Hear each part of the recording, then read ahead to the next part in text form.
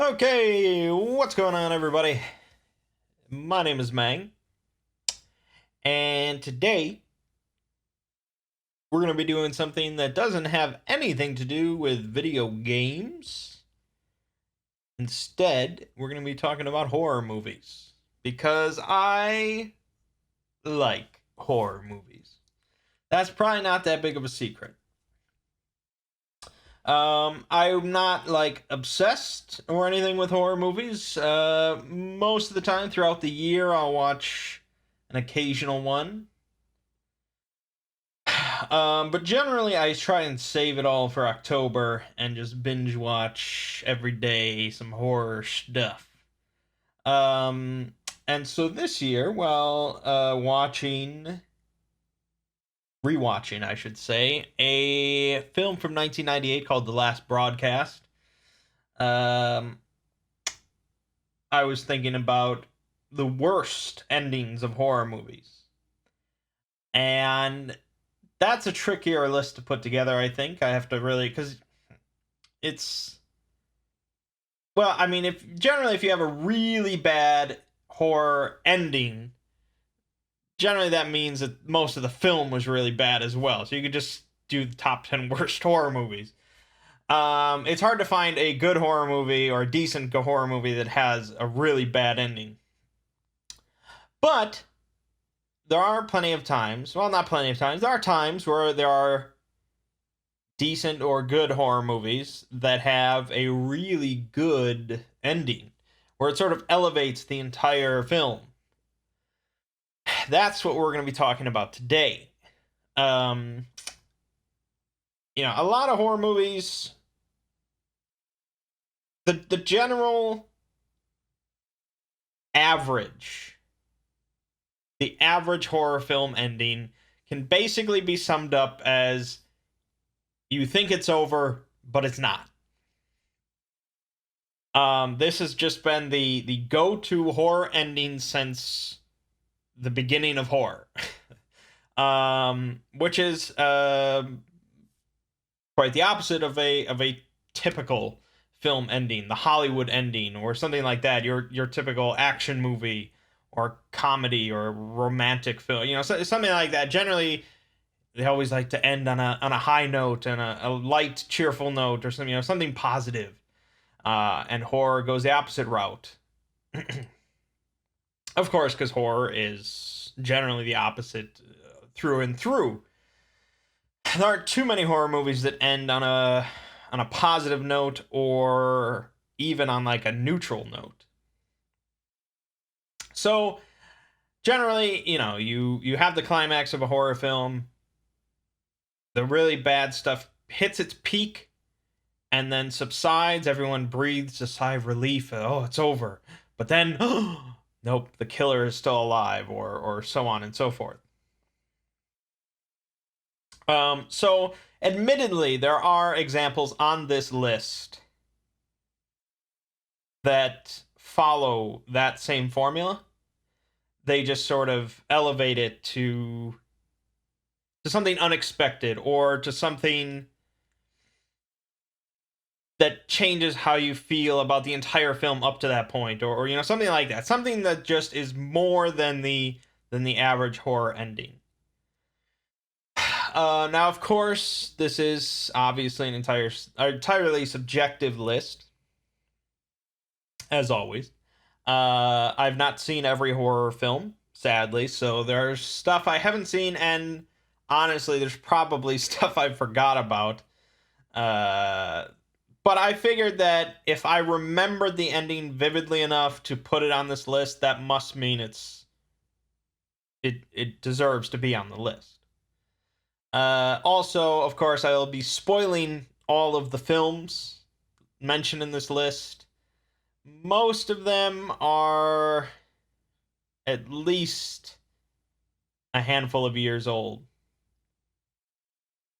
Well, all of them are more than a handful of years old, but I think the most recent one is maybe 2015. But I mean, you can always skip ahead if you don't want a specific one spoiled. Normally I would do honorable mentions here. Sort of hard to say. There's a lot of films I like that have decent endings. Um, and so it was actually sort of tricky to come up with 10 because it's like this is a great horror movie and it has a good ending. You know, it has a perfectly satisfactory ending. But does that mean it deserves to be on the list of best endings? It's not a list of the best horror movies. The ending has to be special. So you're like REC or Wreck or however people are pronouncing it. Yeah, that's my favorite horror movie. Or it's very much up there. And the ending of REC is just like, you know, the main character gets dragged off screen by a monster and there's a scream and that's it. And it's like, that's a fine ending. You know, it's like, oh, damn, it's over. Oh, God. You know, and that's it. But it's not special, unfortunately. Um,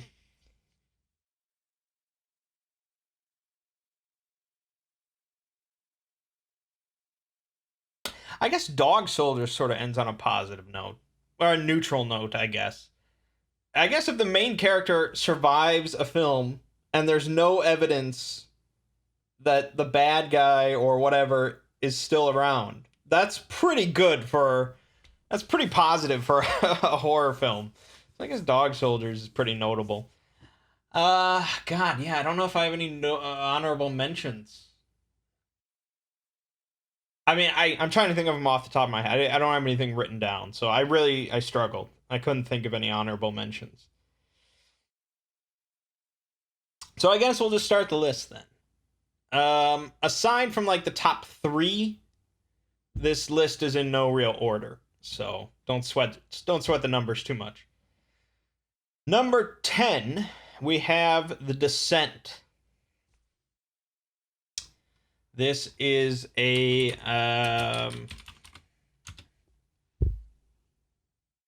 British horror film from 2005. It's directed by Neil Marshall, of course, who did Dog Soldiers. So Neil Marshall is basically the only good thing about British horror. Um, The Descent is about a group of women that go spelunking into a unknown cave system as part of like a grand adventure.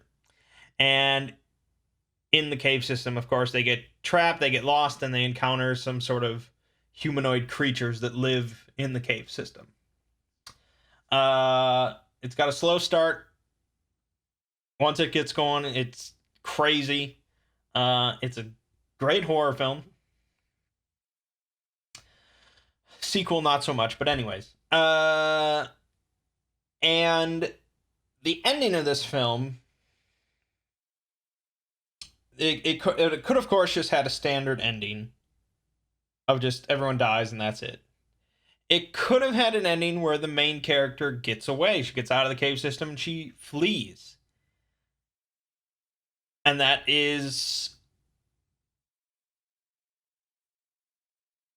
the that is the US ending, I believe.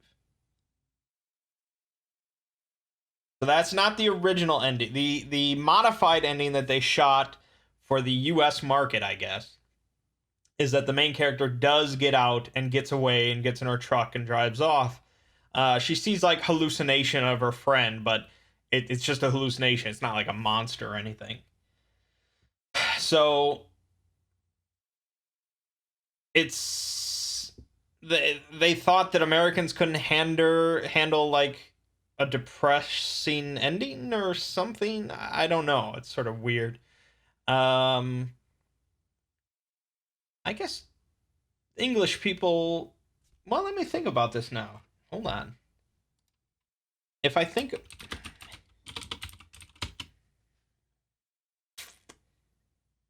yeah, I guess if I think about, well, no.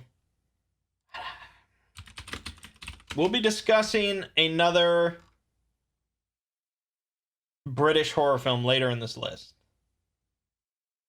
that also has a depressing ending. So I don't know if English people in general just are much more okay with depression, or if they just think that Americans don't like it. I don't know. But anyways. So the original ending is the main character survives the ordeal. She gets out of the cave. Um,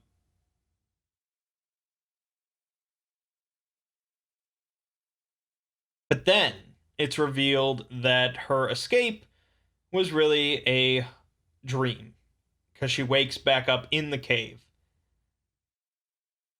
and like the creatures are like slowly closing in on her as the camera just fades away and credits roll. And it's like she just imagined desperately that she actually escaped, but really she's fucked. A much more depressing ending, but throughout this list you'll notice that I like one of two things. One, I like twists. I like twists in films. If they're done right, I think that really is pretty sweet, where it just changes your entire perspective on what you've been watching. I dig that. And I also like really hopeless, depressing endings. um, I I can understand why people don't like that. My brother, I know he always hated any aspect of that. Like he was so serious about when he goes to watch a movie, he needs it to have a happy ending no matter what. So he's of course not a big fan of horror films, and especially not stuff like this where it's just completely hopeless and despair. Um, I call these types of movies despair films instead of horror films, as that seems to be the primary intent. That's the emotion that it's supposed to invoke. Rather than horror, it's despair. Now, The Descent overall is more of a horror film, but I like the endings where they, I think it's sort of fucked up, of course. I don't know why I like it, but I think it is just the perfect cap to most horror films, is that there should be no hope whatsoever. That's probably why I'm a big fan of Lovecraft. So The Descent, you basically at this same spot in the list, you could also put 1408 with John Cusack. 1408 shot like 37 different endings that all sort of vary a little bit. Look at this. If you go to the Wikipedia page, you can see they've got the theatrical ending, the director's cut ending, the second alternate ending, and the third alternate ending. That's insane. But in one of those endings,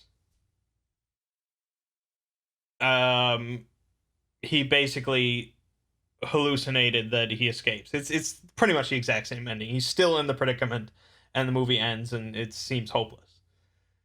I guess that was a bonus spoiler for 1408. But if you haven't seen that movie by now, I'm sorry. 12 years that's past the point. So you can put both of those at this spot because it's basically the same ending. All right, moving on. Number 9, The Others. This is overall what I consider a pretty light, sort of mainstream horror film.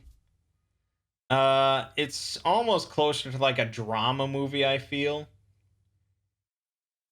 And probably part of that is because it seems like such a period piece, sort of like a, it's gothic. It's a specific, yeah. It's got Nicole Kidman, and it's this elaborate set and the costuming. It all just doesn't feel much like a horror movie, but I think officially it is. I like it. This is what like this of the 10 on this list. This is probably the movie that I care for the least. But it has such a great ending that I had to put it on the list. So that's why this is not a list of my top 10 favorite horror movies, specifically focusing on endings here. So the plot of The Others, 2001, is Nicole Kidman lives in this house right after World War II with her two children, and her two children have this affliction with photosensitivity, so uh, they can't be in the sunlight at all, or they'll get fucked up. Which is, and so there's the windows are always like curtained up, and they have this system where the doors, they're always kept in like a closed door room, so the doors, they keep having to like mess with the doors as they go through rooms and stuff, so that no light can ever touch them. And it's like, okay, that's a pretty sweet premise for a horror film. There's a lot of promise for that, but the problem is it's like such a old school sort of like just old school gothic ghost film, and there's always just like strange little ghost stuff. Comparing it to nowadays with like, supernatural demon spirit films where shit is just always in your face and everything is getting fucked up and insane and stuff. It's like, this is old school gothic horror. So it's pretty different. And so, her and her kids begin to think that the house is haunted. There are ghosts around. They think the house is theirs. And she's got some servants that live in the house. And the servants seem to have their secrets as well about the house and the house's history. Blah, blah, blah, blah, blah. Eventually, the film culminates with Nicole Kidman learning that she is the ghost. She is the one, and her kids are the ones haunting the house. Not these people that they think are the ghosts are actually the people living there in the modern day, or whatever, or I not modern day, but people living there. She had, I guess, forgotten or not realized that she had smothered her kids to death before she killed herself. And the servants are also ghosts, and they were like, I don't know why the ghosts never just like, hey bitch, you're dead, deal with it. But that's the big climax of the film. It's like this huge twist, and it's a lot like The Sixth Sense. A very similar premise with similar twist. But it's just a twist ending where it just makes you rethink everything you saw throughout the whole film. And it just makes you question it. It's just one of those complete, all-encompassing twists that really just works. And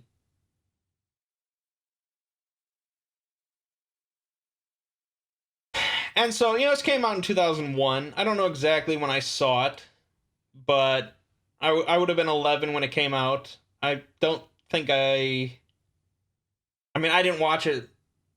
It's not like I first saw it when I was like 25 or something. I was definitely a young lad, and so it was just fucking crazy. And I don't think I ever saw The Sixth Sense until I was like 19 or something.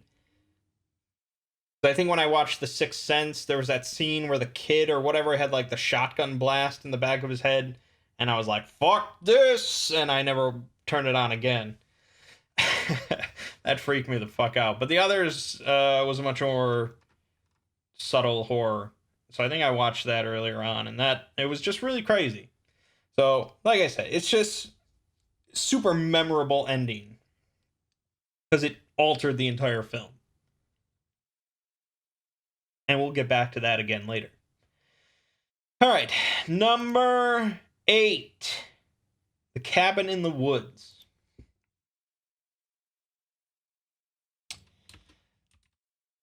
I guess this could fall under the despair type of ending, as it's certainly the ending of the film does not put life in a very good place. But watching the movie in the theater, it was such an insane moment. Like the very last 3 seconds of the film such an insane moment. And you compare that to, like I said, like REC, where you have the last few seconds of the film and the main character gets dragged off into the darkness and dies. Um, that's like, oh wow, okay, that's the ending. Um, when Cabin in the Woods finished, I did not say, oh wow, that was the ending. It was like, what the fuck, you know, it was one of those types of endings. That's the sort of stuff that makes this list. Cabin in the Woods is film, at first glance, about a group of kids, a group of teens, not kids, I'm sounding old, a group of like college students that go up to this cabin in the woods to spend a weekend. They don't realize right away, however, that their whole trip up to this cabin is all being orchestrated basically by the SCP Foundation. Because and throughout the whole film, you're not sure at all why this organization is doing this stuff.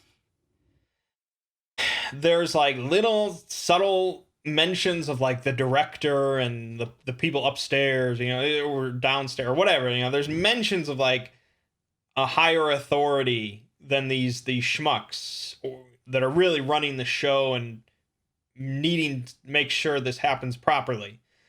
And you know, this is like a proper organization, everything's highly funded and highly precise and blah blah blah. And of course they all fuck up.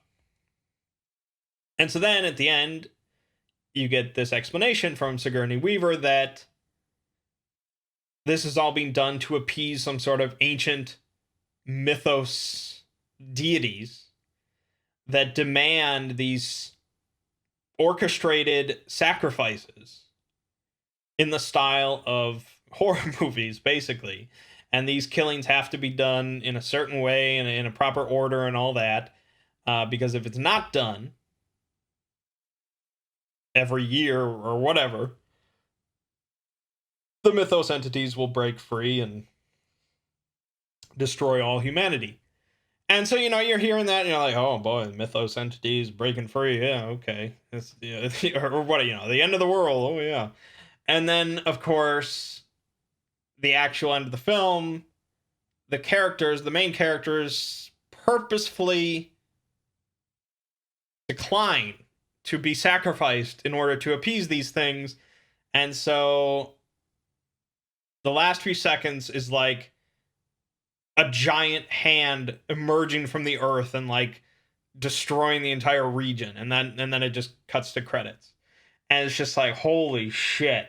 It was all like, oh my gosh. Yeah, I mean,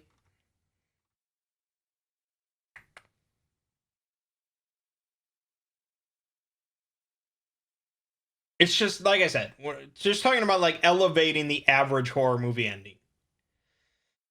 You know, how would this movie have ended if it was just an average ending? It's just like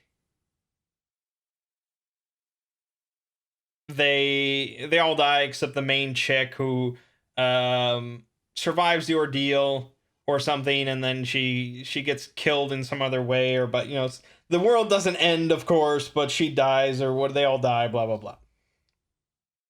But it's like, no, fuck that. They did this so purposefully. The whole film is just such a amazing love letter and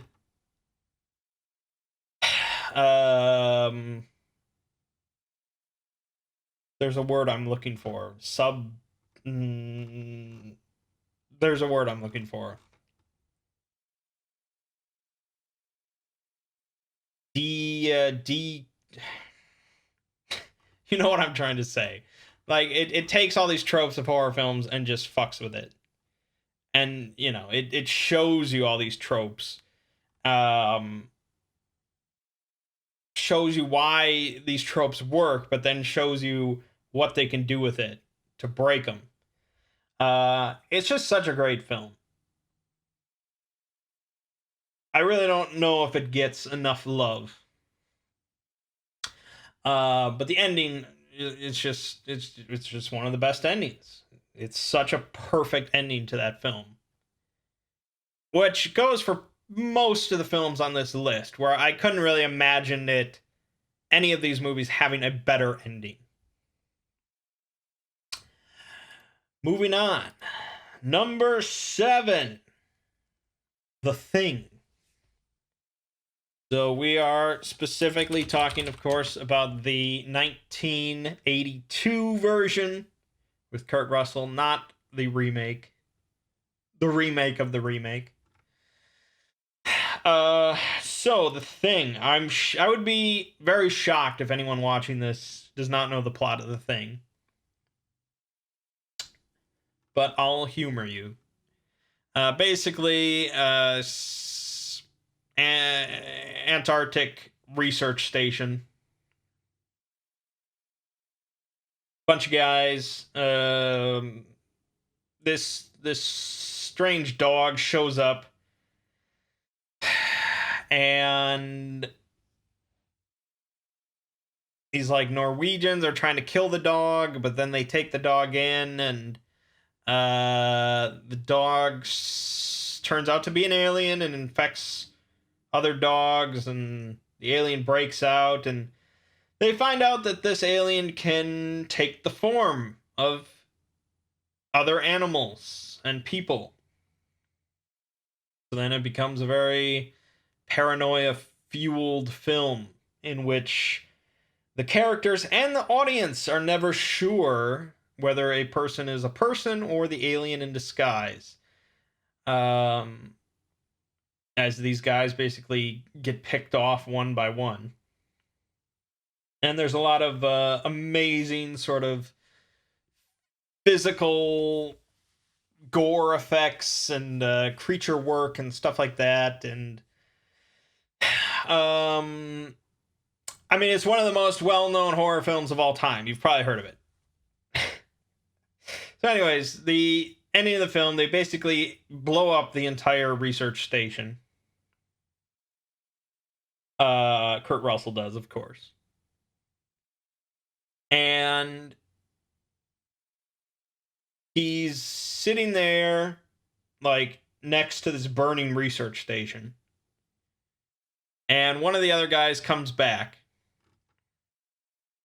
played by Keith David. And he was like chasing some other character in the snowstorm. And so he comes back, and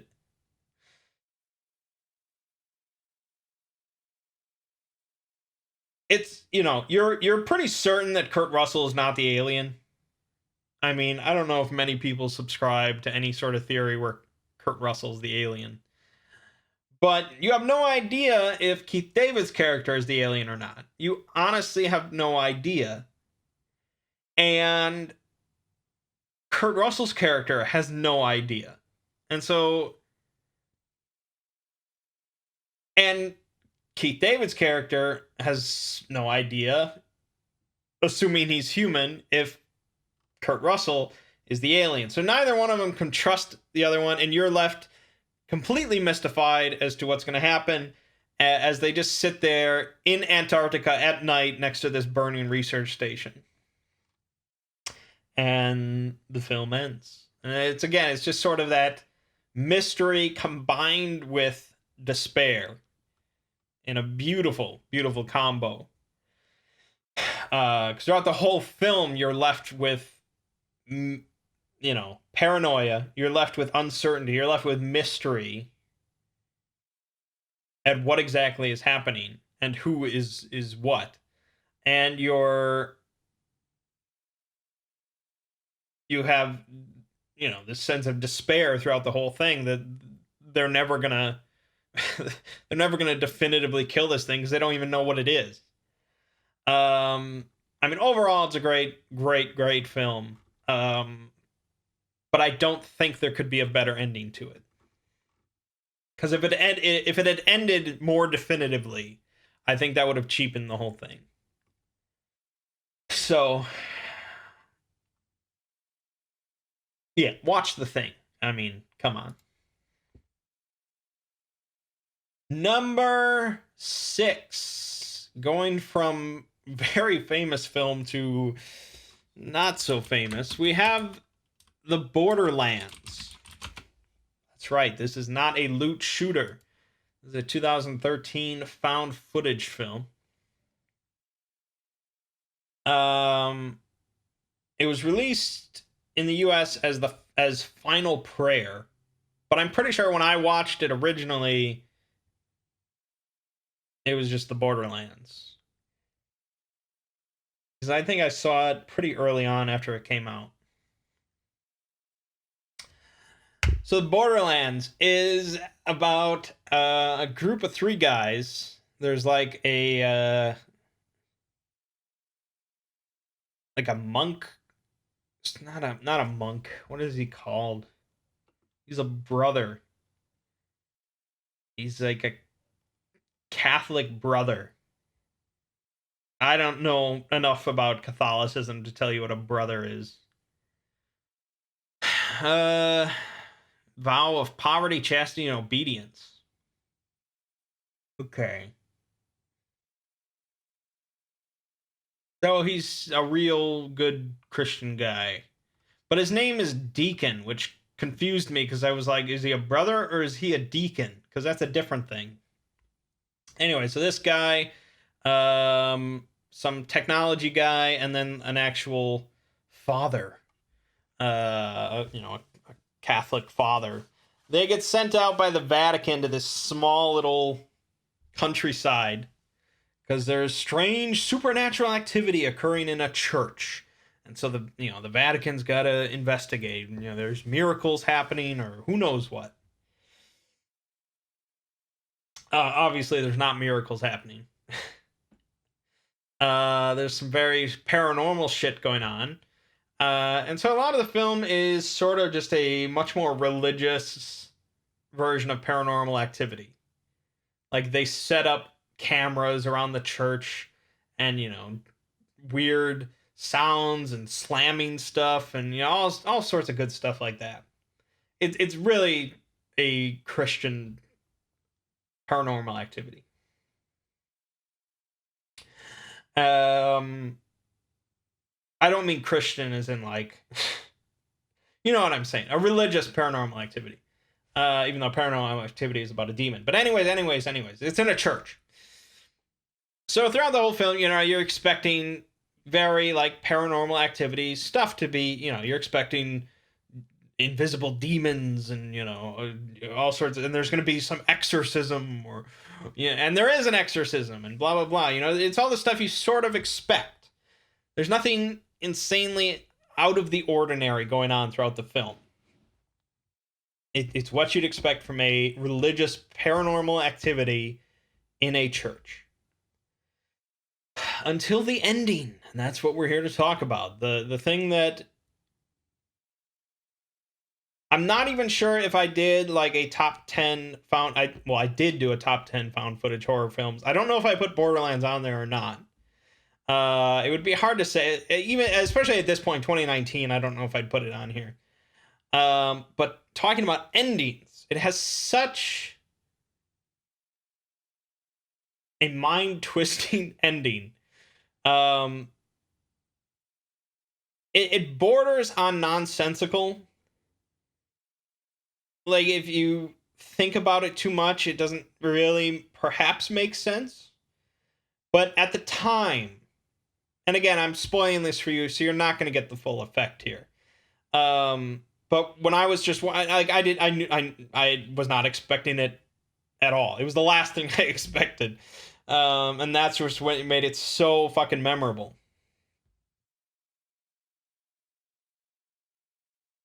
So they start, at the end of the film, they're doing the exorcism, and crazy shit's going on, and two of the characters start descending down below the church. Yeah, and the whole climax that everything it's a standard Hollywood exorcism where just insane shit's happening and people are dying and blah blah blah. But they start going down below the church because they hear sounds. So they keep going down, and they find like a tunnel.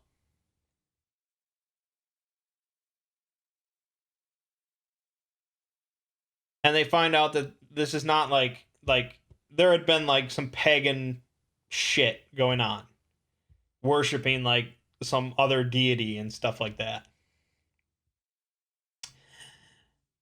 they keep going down through these tunnels and passageways and stuff until suddenly the two of them get trapped in a tunnel. And you realize that they're not in a tunnel, they're in like an esophagus. Because the tunnel like starts to shift and move around them, and the walls start secreting this thing that it's like a digestive thing, but it burns them as they get like digested while inside this like intestine.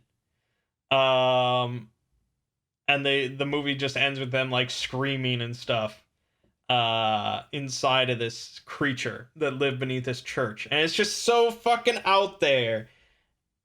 And it seems like such an SCP thing to have just some massive sarkic entity underneath this church, and that people are like sacrificing babies to and stuff. Um, it was so. I haven't rewatched the film in a while, so I think if I really paid attention to maybe various little clues in the dialogue and stuff, maybe I would have picked up on it more. But just casually watching it and just experiencing all this paranormal activity type stuff, it came so far out of left field. It's still burning my brain. And that's the type of stuff that's got to make the list. So not a movie that's talked about too often, and overall the film's not especially amazing, but that ending was just so nuts. I can't believe that's how the film ended.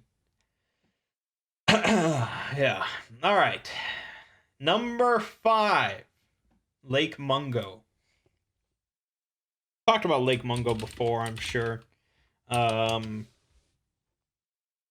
remember talking about it on some Let's Play and just not being able to really describe why it was good. And I've rewatched the film like 4 or 5 times since then. And I can pretty definitively say it's a good film.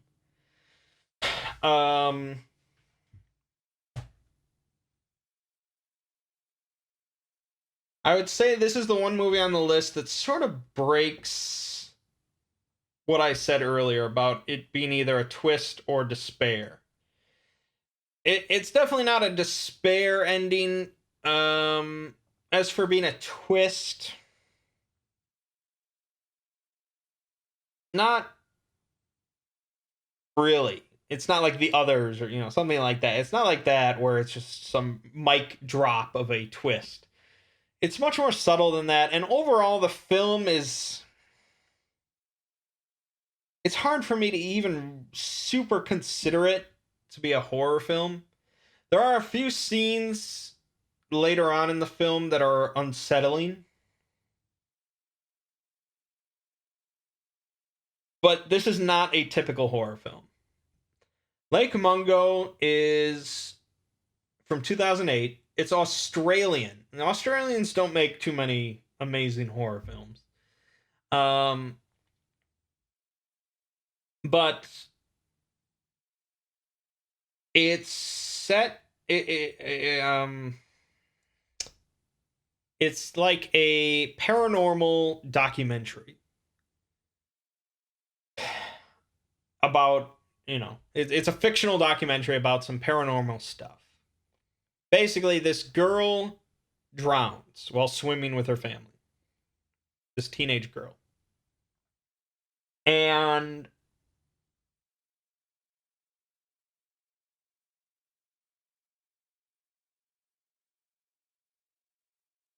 the brother starts setting up these cameras around his house because he says that he sees the girl's ghost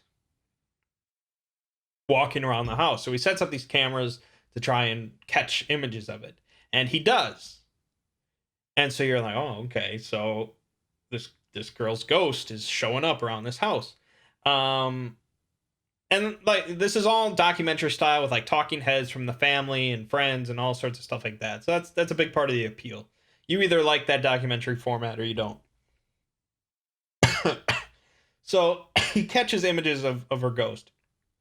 But then it's revealed that he had actually staged all those. He had like faked them all. So that the family would have reason to like exhume the body or something like that. Because there's something with the mother and she never saw the body before she was buried or something like that. So they wanted to have proper reason to like exhume the body so that they could go to the police and like, look, she's walking around the house. We want to confirm she's dead or something like that. So he faked it all. But then so then you're like, oh, okay, so it's not a paranormal movie, it's just this fakery going on. Um and then you sort of stumble into this other stuff about her life, and they slowly learn more about this girl's life and her secrets that they didn't know before as they go through this sort of filming process, and it's interesting stuff. And they bring in this like psychic, and so they're talking with this psychic about uh ghosts and spirits and stuff. And this psychic had apparently met with the girl before she drowned, and she was having dreams about drowning and blah blah blah.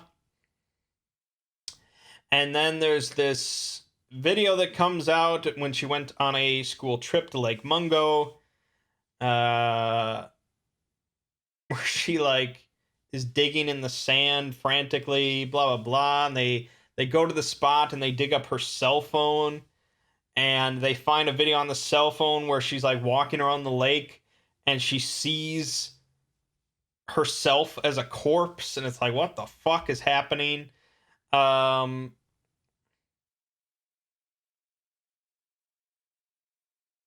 and at this point, it's like there's some weird stuff going on with like before her death, and there's some oddities, but nothing really paranormal happened. You're left with like there's no ghosts or anything like that walking around their house. But then at the very end, it's shown that in all the videos and photographs that the brother had faked, like very obviously faked, like very blatant ghost in the corner and stuff, like in the fringes of all this stuff was like an actual much more transparent ghost version of the girl. And it's crazy, like if you go back in the movie and you go back to the when they originally show it, it's there. You were never looking at it because you were looking at the much more obvious fake version. And it was just such like a yeah, again, I guess it is sort of a twist, because like I said, a twist that makes you rethink about what you saw before and what you perceived. It was just so well done. Um throughout the whole movie, throughout the whole thing, you're bouncing back and forth between like, okay, so it's paranormal. Oh, it's not paranormal. He's faking it. Oh, it is paranormal. What is it? Oh, I guess oh, I guess it's all over. And then it's like, oh no, she was there all the whole time. Um, it's not really a horror film. It's like this. It's like a paranormal drama documentary, really, about this family and how they cope with um this deceased daughter and stuff. And it has elements of paranormal and stuff, but I don't know. I still can't really explain why I love it. But I rewatch it like every single year. I think it's just such a well done fake documentary. So I do really like the ending, but partly I put it here because I just want to talk about Lake Mungo more. Not enough people have seen this movie. But it's pretty great. It's pretty great. I don't think Australians put out too much good stuff. Um, the only other one that I know about that I'm a fan of that I can think off the top of my head as a good Australian horror film is The Tunnel, which is half of it is sort of a similar documentary style thing with talking heads, and the other half is just like found footage. Um, that one doesn't have like a very special ending though, so I didn't need to talk about that. But anyways, yeah, Lake Mungo, check it out. I know I spoiled everything, but still, check it out. Number 4, classic here. I think the oldest one on the list. No, The Thing was the oldest. Second oldest. That is Blair Witch Project. Yes. This movie probably does not get much respect nowadays. There was just too much parody. There was too much comedy about the Blair Witch Project. Too many jokes were made. I doubt most young people care about the Blair Witch Project. And if they do watch it, they're probably not impressed.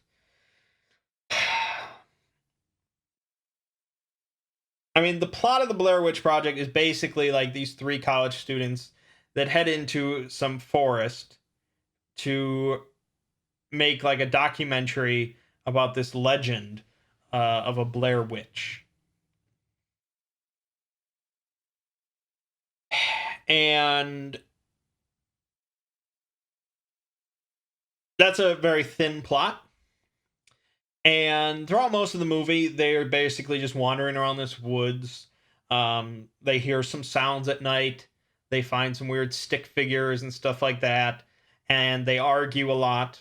And then there's a big climax, and we'll get to that. So, I think it's a super good representation to look at the Blair Witch Project and the Blair Witch from 2016, which is the second sequel. And if you look at the Blair Witch Project compared to Blair Witch, and you look at the style of the film, and you look at the pacing of the film, the actual scares of each film, you can see these huge differences between these movies that were put out 17 years apart. You can see how our modern horror cinema has evolved. When the Blair Witch Project came out in 1999, it was pretty groundbreaking. I mean, it was a huge talk of the town. I was 9 years old, and I was very familiar with everyone talking about the Blair Witch Project. It was big. It was big. The reason it was so big, a large part of it was just due to the marketing. This was a horror film that was advertised through and through completely as real. This was a real documentary made by real missing students. And they leaned into this. I don't even know if you could do this nowadays. I think people would sleuth it out way too quick, and the whole thing would fall apart. But this was 1999. The internet was not that crazy big or anything like that. And a lot of people were fooled. A lot of people believed that this was a real film that they were putting out.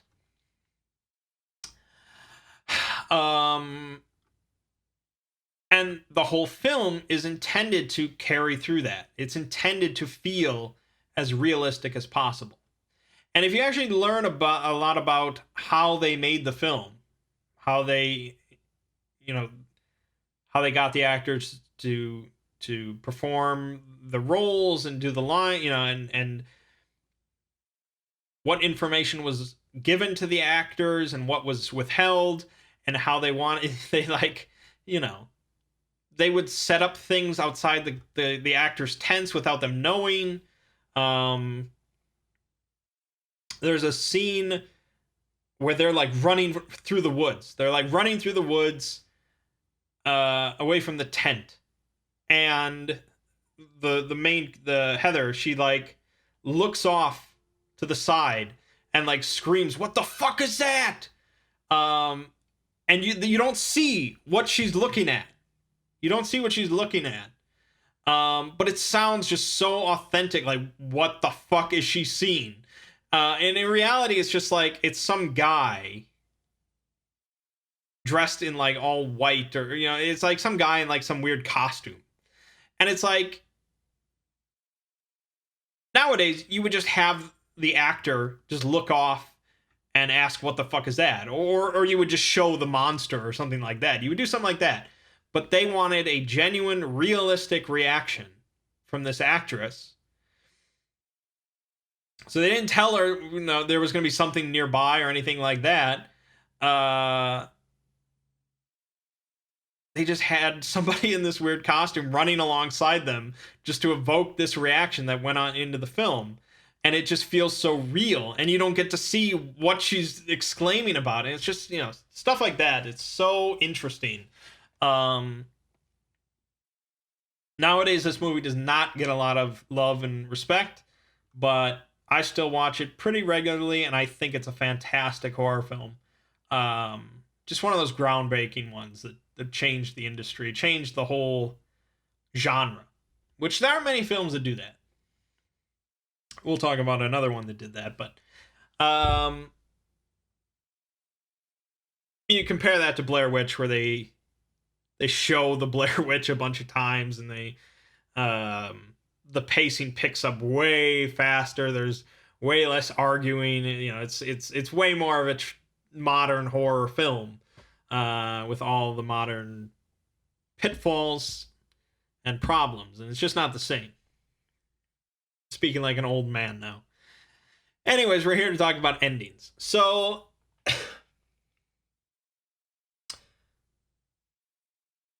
despair is definitely a element of the ending of the Blair Witch Project, but it's also that element of just like that, and it's over. It's like things are going along, and the anticipation and the tension is building and building and building and building, and then boom, done. So throughout this whole thing, tension is building, and you never see the Blair Witch, and there's really not many details and information or anything like that about the Blair Witch and what she does, and most of the film is not really about the Blair Witch. It's about these characters lost in the woods, and their sort of arguments and things like that, and so you get hints, as it builds and builds, that something is wrong, and then a character disappears completely, and then you're like, okay, I'm pretty sure something's really wrong, and then they find like a bag filled with like his ear or something, and it's like, okay, something's really fucking wrong. And you have them like running through the woods at night screaming and hiding, and but you're still left so confused. And then they find this house in the middle of the woods, the cabin in the woods, and they hear like the missing character like screaming for help, and they start roaming through this house in a frantic panic trying to find this missing character, and you see like flashing by on the walls, you see like children's handprints and demonic symbols and stuff like that, and you're like, what the fuck is in this house? This is no good.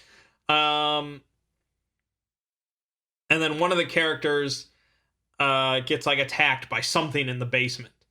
Well, Heather, the final character, is heading down into the basement. It's like, it's gonna be bad. And then like the final lingering shot, you see, it's not even that lingering. She gets knocked out real quick, but you see this shot of one of the characters, Mike, standing in the corner of the basement, staring at the wall.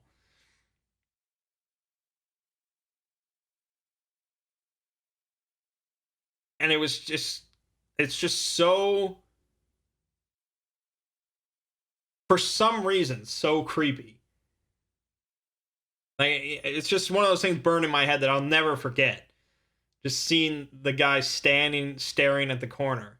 And again, you think about like modern horror films, and I just watched one the other day, a Korean horror film. They did this trope multiple times of a character, and you watch any modern horror film, you're likely to see this of a character not facing the camera, and you're not sure what are they looking at, what are they doing. Don't look at whatever, get away from them, blah blah. But it was just so striking. There's a mention earlier on in the film about how this guy who lived in the woods, who apparently lived in this house, he kidnapped children. He was supposedly under orders from the Blair Witch, and he killed them one by one by making each of them stare into the corner until it was their turn. And so you remember that in that moment. And it's like, holy fuck. And then she gets knocked out and boom, it's done.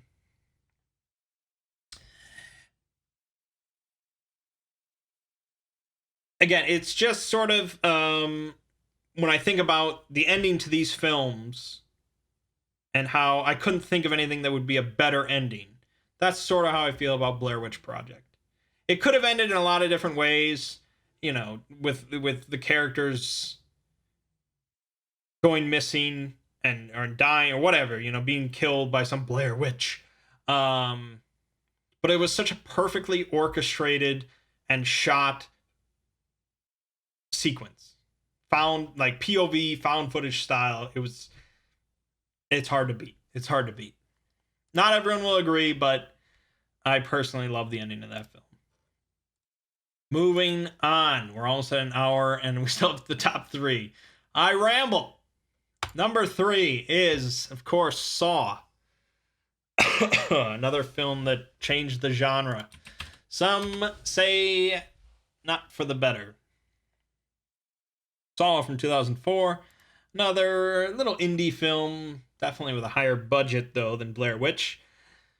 It was directed by James Wan, who has built a very nice career for himself. If you don't know James Wan, he directed Insidious and The Conjuring. He also managed to do Furious 7 and Aquaman. So he's a pretty big-time director now. And he got his start with Saw. Saw, much like Blair Witch was the talk of the town, everyone was talking about Saw. I remember when Saw 2 came out, I was in high school in like some science lab, and just like everyone was talking about like, oh, you're gonna go see Saw 2? Oh, you're gonna go see it? Oh, I hear it's so bloody. Oh god. It was like, I think at that time I'm not even sure if I had seen the first film. Not many people saw the first film when it first came out, I think. It did all right. But then word of mouth and all that just really, it was another big talk film. So Saw, I don't know how you would not be aware, but the plot of the first Saw film is these two guys wake up in a dank bathroom chained to pipes by their ankles. And there's a dead guy with a revolver and like a hole in his head in the middle of the bathroom. And it's as much of a mystery film as a horror film, as these characters slowly discuss what they know about this jigsaw killer, and you get interspersed with Danny Glover as this detective who's involved with the jigsaw killer case. And you learn more and more about exactly what this jigsaw killer is doing, who he is, and all that stuff. But there's still a lot of mystery. And by the end of the film, you're just left with this impression that the jigsaw killer is sort of this insane madman who puts people in these situations that he thinks deserve it so that they can learn something about life. And it seems that Carrie Elway's character um, is supposed to kill Leigh Whannell's character for some reason, because Leigh Whannell's likes to take pictures of people for money. Seems like honest living. Uh, and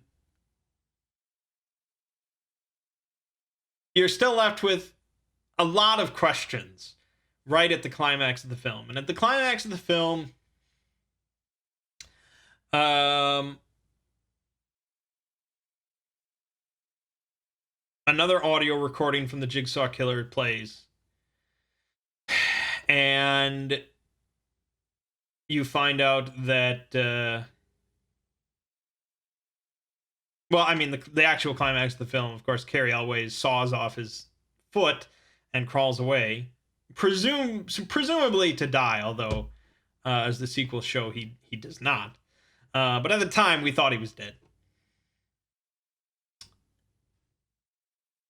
The guy in the middle of the bathroom, who we believe to be dead for the entire film, suddenly gets up, and it just suddenly, immediately challenges everything we thought we knew about the whole movie. And in a, of course, a brilliant ending audio recording sequence, we find out a lot more about what we just saw. It's a legendary twist ending. And of course, we learn that the very first shot of the film, in which a key goes down a bathtub drain, we learn that that was the key that would have freed Leigh Whannell's character from his imprisonment. And it went down the drain immediately at the start of the film. Such an incredible callback. And so we realize that Leigh Whannell's character is completely fucked. He has no way of escaping. And Jigsaw slams the door shut on him. And we're left with just his like screams for help as the credits roll. And it's without that ending, no one would have ever heard of Saw ever. It would have been like an okay, like little indie horror film that maybe I watched and no one else saw, and that would have been the end of it. But because of that ending, we got the entire Saw franchise that made. How much did that fucking franchise make?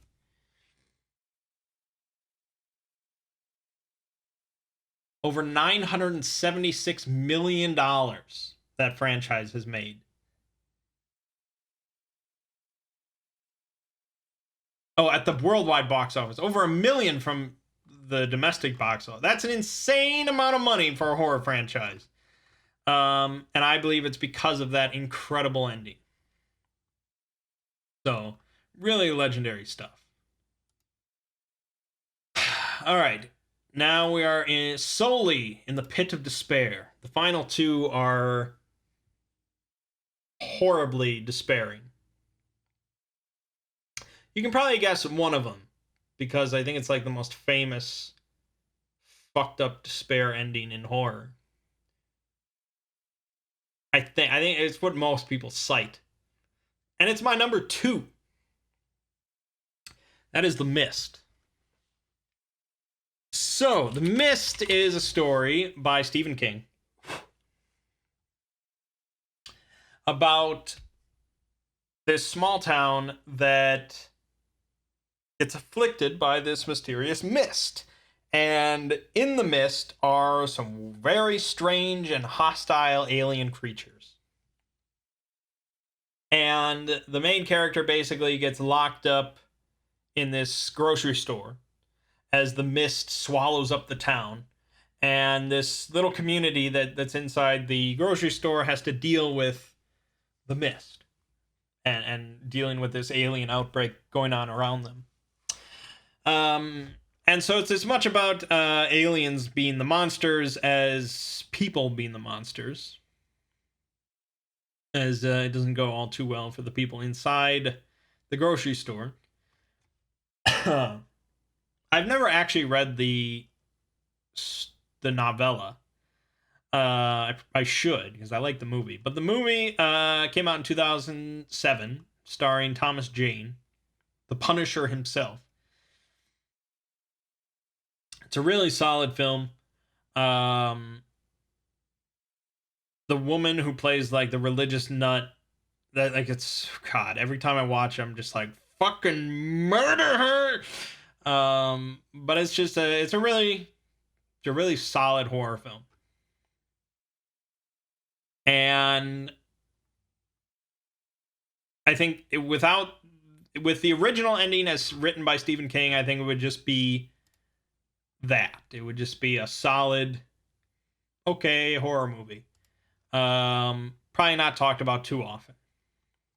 But they decided to change Stephen King's ending because Stephen King and ending, you know how it is.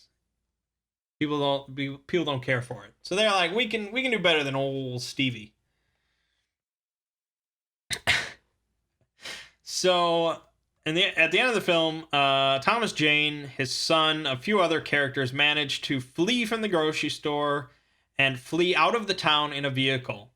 And they see some big ass fucking aliens roaming around, but overall they seem to have made it out of the town. But they did not get out of the mist. The mist has apparently spread far and wide. Um, and eventually they run out of gas. And so they are stranded in this vehicle without gas, surrounded by the mist and some big ass, horrible alien monstrosities.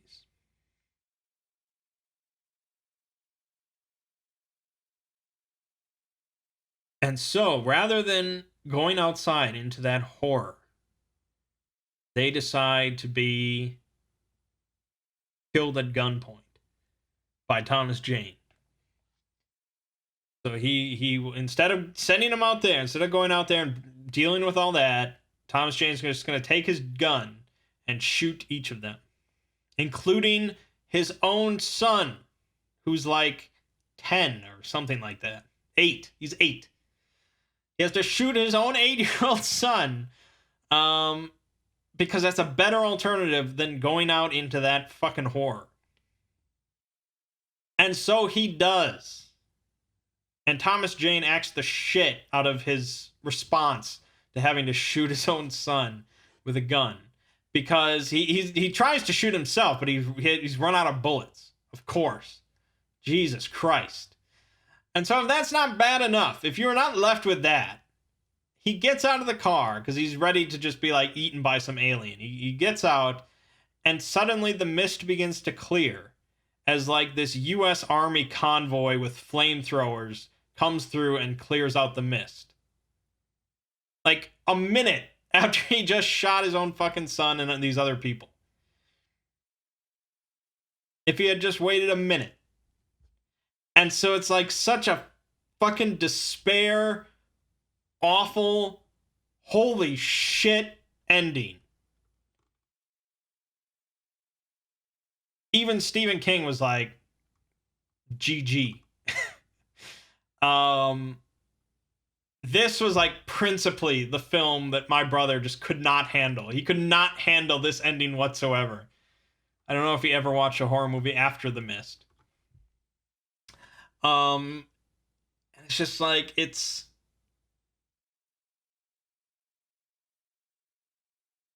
I don't like I don't know if it like fits in with the overall themes of the story and like the lesson and moral, anything. I don't know if it fits in with that, but it's such like a profoundly horrific ending. Um it like I said, it just elevates the entire film to being so much more than it would have been. I couldn't believe my eyes the first time I saw it. I was like, "What?" Your heart just is like, "This should never happen, ever." And I just saw it. Yeah. Whew, The Mist. I mean, it's another thing that burned in my brain. Like, I can see every moment of that ending in my head right now. It's one of those things that will never leave you. And of course, that was written and directed by Frank Darabont, who would go on to do The Walking Dead. Not nearly as good. But, anyways. Number one, here we go. The best ending in all of horror. Maybe. According to me. Again, it's hard to say definitively. I mean, this is such a subjective thing, and even I'm not entirely sure. Maybe The Mist is the best ending in horror. I don't know. This one is much less known compared to The Mist. The Mist, I always see talked about as like, what's the most horrible horror ending or anything like that.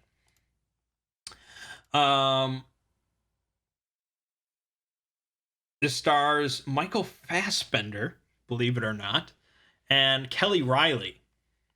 It's called Eden Lake from 2008. So a year after The Mist. This is... I mean, you'd think that Thomas Jane having to shoot his own son like a minute before being saved is more despairing and more horrible than anything else. But I feel even more crushed and more like angry at life with the ending of Eden Lake.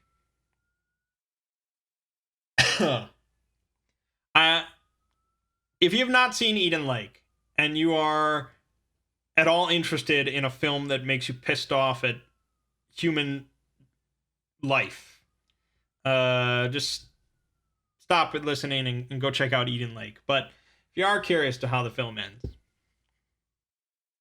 the movie is about this woman and her boyfriend as they go out to this nice English countryside and this nice place called Eden Lake.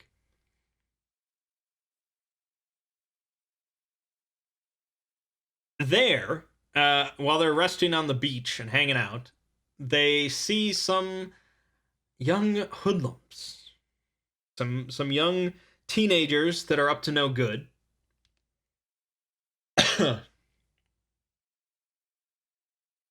And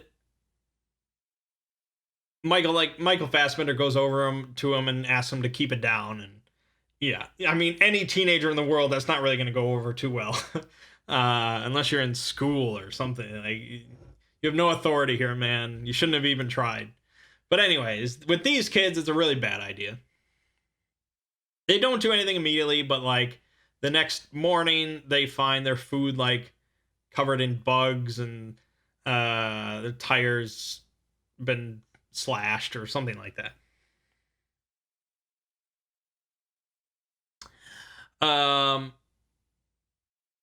Then like later on, their car gets stolen, and they find the kids at night later on, and Michael Fassbender like confronts them and wants their keys back, and they get into like this fight, and during the fight, one of the teenagers' dogs dies, which is pretty fucked up. Like gets stabbed with something or something like that. Like the main teenager, the leader of the gang. So that's really bad. They chase after him. They get in the car. They crash the car, and so they're like stranded in this Eden Lake area.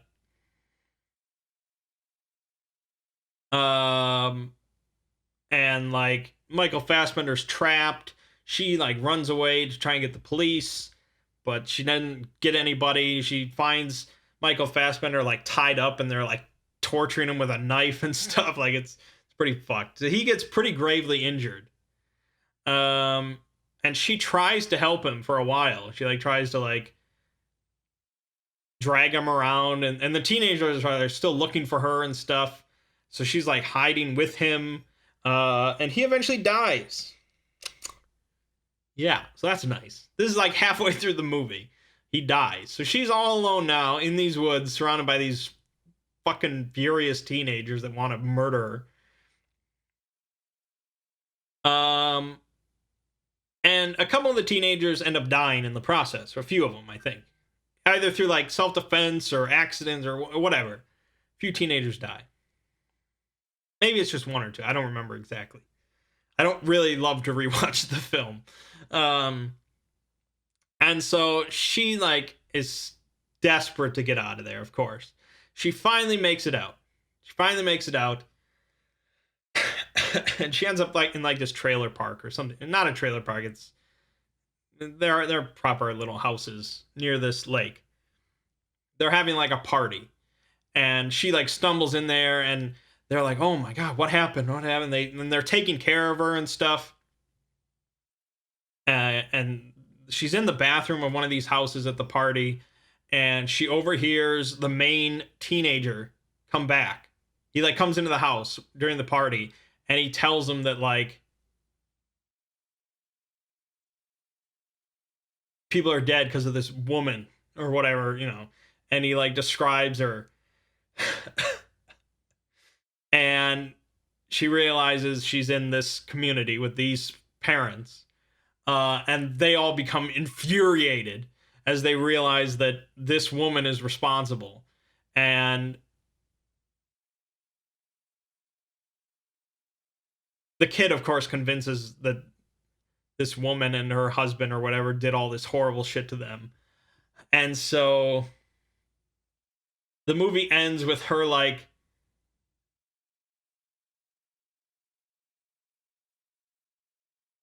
being dragged back into the bathroom with like the door being shut, and she's screaming, and the main teenager is just like just like staring at himself in a mirror or something like that with sunglasses on, because it's just like, yeah, you know, nothing, absolutely nothing is going to happen to him and the other surviving teenagers. He's perfectly fine, and this woman is going to end up dead and raped and just fucking awful. I don't think I'm really doing the ending justice as far as describing, just because this is a despair film. Throughout the entire film, up to the like when they first start messing with these teenagers or whatever, when they first talk to them, all the way up to the point where she makes it out of the woods and into this community.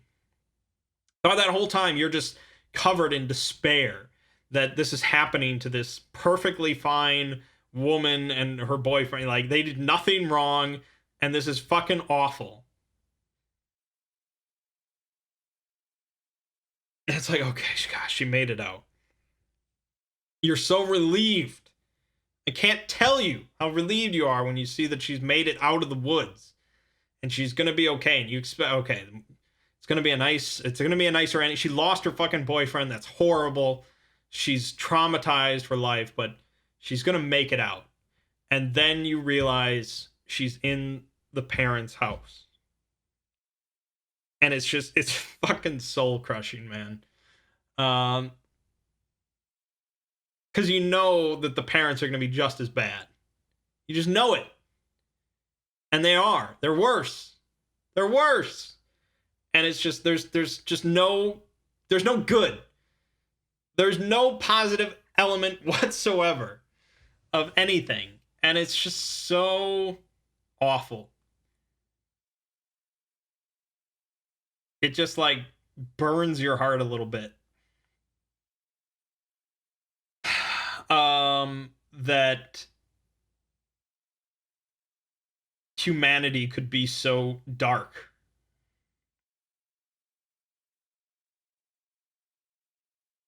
And I know that the film has some controversy as to how it like that it's sort of like politically motivated, or it's fear mongering or something like that. That could be true. I mean, maybe there are no people like this. Maybe you can go to any nice lake in England or whatever and have a perfectly fine time, and there are no teenagers and families out there like this. It's perfectly possible. But But I know that humanity is not sunshine and rainbows all the time, and there's some pretty fucked up people out there. So it's not impossible. That's the thing. It's not impossible, and it's just like, fuck. It's just. But like I said, it's an ending that is perfect for the film. If it had ended with her getting out and being okay but traumatized and all that stuff, it wouldn't have matched the film. This is the perfect ending to match the rest of the film. Complete and utter despair. And throughout all this list, we've talked about endings that were perfect for their respective films.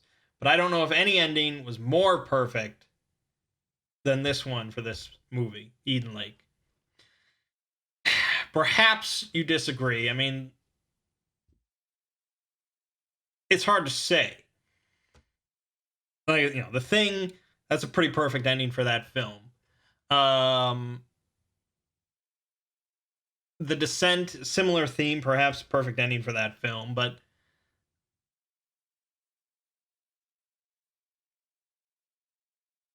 I just don't think it could have ended any other way, and been even close to the same experience of pure horror. So that's the list. Talked for quite a while. Again, if I did this list in 10 years time, it could be completely different. But Eden Lake was the very first one I thought of when I thought of best horror ending. And I think even if I did this list in 10 years, 20 years, Eden Lake would almost certainly still be on the list no matter what. So that's that. Yeah, let me know if you know of any horror movies with other amazing, perfect endings that I missed out on. Perhaps I've seen them and forgot, or perhaps I need to watch some stuff. A lot of horror movies out there. I don't think I could do a top 10 of worst endings. I'd have to really think about it and think about a movie that was specifically made far worse because of its ending. And like I said, the only one I can immediately think of is The Last Broadcast. But that'll be that. That'll be that. So my name is Mangg. This has been my top 10 best horror film endings. And I'll see you fine folks around.